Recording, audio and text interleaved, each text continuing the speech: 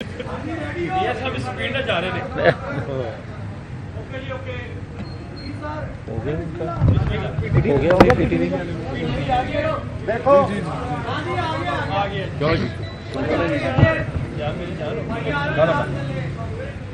جی بسم اللہ الرحمن الرحیم۔ میں آپ تمام احباب کا مشکور ہوں کہ آپ نے مجھے بات کرنے کا موقع فراہم کیا۔ آپ یہ دیکھیں کہ جیل میں بیٹھے شخص کو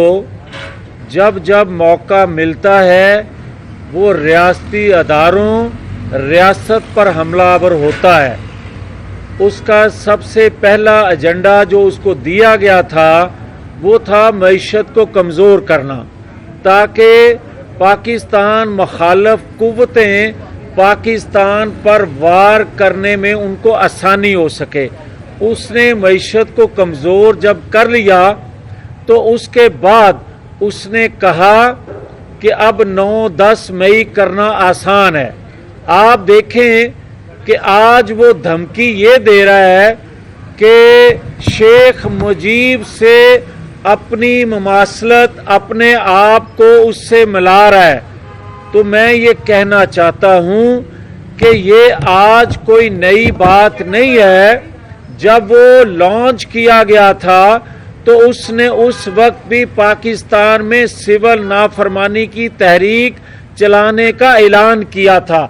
اس وقت جو اس کے سہولت کار تھے ان کو سوچنا چاہیے تھا، جو اندھے ہو چکے تھے نواز شریف کی مخالفت میں، انتقام میں، تو ان کو سمجھ آ جانی چاہیے تھی کہ یہ ان کے ایجنڈے پر خالی نہیں رہے گا بلکہ یہ عالمی ایجنڈا لے کر آیا ہے جو اس کو پورا کرے گا۔ تو پھر آپ نے دیکھا جس طرح معیشت کا بیڑا غرق کر کے ہمیں IMF کے سامنے پھینک دیا ہاتھ پاؤں باندھ کے، تو 14-16 ماہ میں بمشکل IMF سے ہاتھ پاؤں کھلوانے میں ہم کامیاب ہوئے۔ مگر آج جس طرح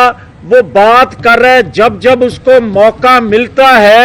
تو وہ خارجہ پالیسی پر، وہ داخلہ پالیسی پر، وہ پاکستان کے اداروں پر اس وقت حملہ آور ہوتا ہے۔ اور میں یہ سمجھ رہا ہوں کہ آج اگر پاکستان کے اندر سے اس کی سہولت کاری یا اس کو سپورٹ کم ہوئی ہے یا اس کا ایجنڈا آج اندرونی طور پہ پورا نہیں ہو رہا یا نہیں دیا گیا، تو پھر عالمی ایجنڈا وہ پورا کرنے کے لیے جو اس کو جیل کے اندر سہولت ہے، کوئی بتائے مجھے پاکستان بھر کی جیلوں میں ایک شخص کا نام لے کر جس کو 10 کمرے دیے گئے ہوں، جس کے اندر وہ کہتا ہے کہ مجھے دیسی مرغی چاہیے اور مرغی بھی پکی عمر کی چاہیے۔ عجیب بات ہے، کیا پاکستان کی جیلوں میں کسی اور کو دیسی مرغی پکی عمر کی مرغی میسر ہے؟ اور یا کیا جیل کے اندر کسی کو 8 ڈاکٹر کسی کمرے کو جم بنا کے دیا ہو، اور جو آج وہ کہہ رہا ہے کہ میں اندر بڑا کمفرٹیبل ہوں، کمفرٹیبل یقیناً اس کو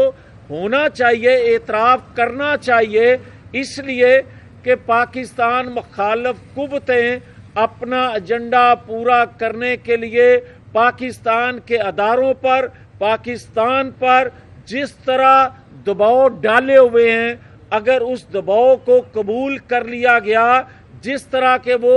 شیخ مجیب سے اپنے آپ کو جوڑ رہا ہے، حالانکہ وہ ایک الگ ہسٹری ہے کہ اس پہ بات کی جا سکتی ہے، مگر جو میں کہنا چاہتا ہوں وہ 9-10 مئی کو اس نے بھولا نہیں ہے، بلکہ 9-10 مئی پاکستان کے اندر دوبارہ کرنے کی پلاننگ، منصوبہ بندی جو کر رہا ہے۔ اور کل وہ کہہ رہا ہے کہ میں لکھ کے دینے کے لیے تیار ہوں کہ PTI جیتے گی۔ بھائی لکھ کے تو 2018 میں نہ آپ دے سکے،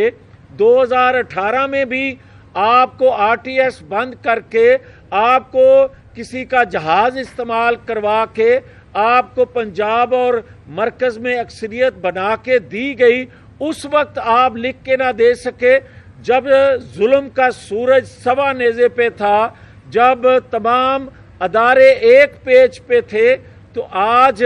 ادارے تو ایک پیج پہ نہیں ہیں تمہارے لیے۔ ہاں، یہ مجھے اندیشہ موجود ہے کہ پاکستان مخالف قوتیں ایک ایجنڈے پہ تمہیں ضرور سپورٹ کر رہی ہیں، مگر قوم جان رہی ہے، قوم اس وقت 2018 میں تمہارے کرتوتوں سے آگاہ نہیں تھی۔ آج پاکستانی قوم آپ کے کرتوتوں سے آگاہ ہے۔ آج آپ کہتے ہو